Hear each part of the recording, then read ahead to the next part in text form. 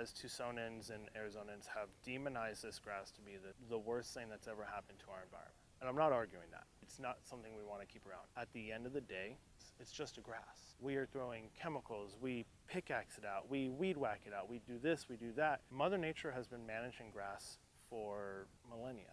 Allowing Mother Nature in a controlled set, not a non-controlled set. We want to control it because we have other constraints, walking past society, stuff like that. Letting Mother Nature control the grass again, allowing it to function properly, it just makes sense. Sheep don't care that that will burn at 1700 degrees for longer than any other grass. They don't care that it chokes out other natives. They just see it as it's a grass and they're just gonna eat it. We are on Sentinel Peak Park. It is a city park. It's a kind of a big rural undeveloped park. For almost 20 years, I've been working on controlling buffelgrass outside of the city, just in the wild areas. Buffelgrass was brought here to the United States in the 1930s for fodder for cattle. It was introduced to Arizona at that time but didn't really take off. It wasn't until the 70s it was reintroduced for erosion control at the mines and then also on some retired agricultural land. And it just started spreading because it's a grass. Grasses are wind pollinated. This was the perfect climate. This was similar enough to the place it had come from. And the problem is it has introduced fire to the desert that before did not have fire. And so that's the big concern.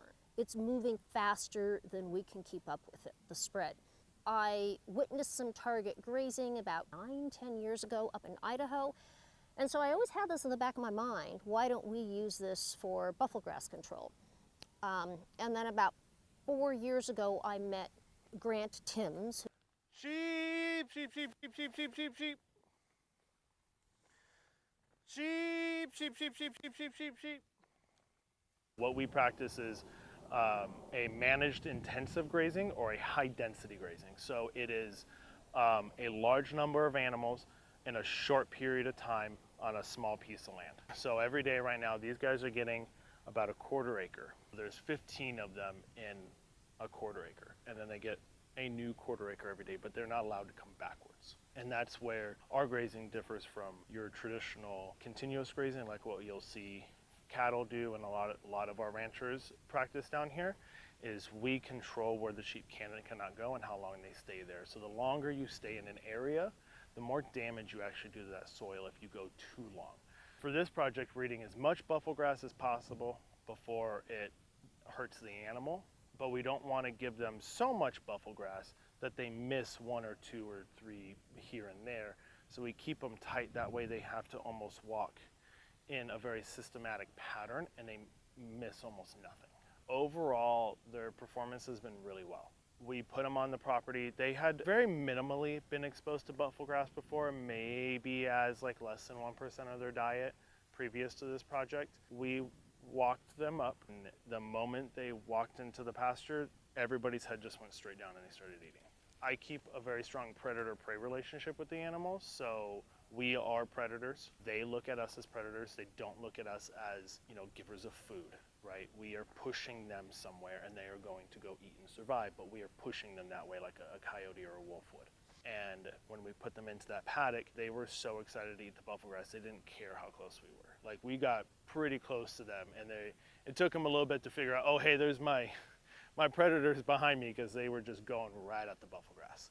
They are grazing the buffelgrass. They're not killing it. They're just removing a lot of the plant mass, a lot of the brown, yellow, old material. And then we will come back after the summer monsoons hit and the plants green up, and we are then going to hit these same areas with herbicide.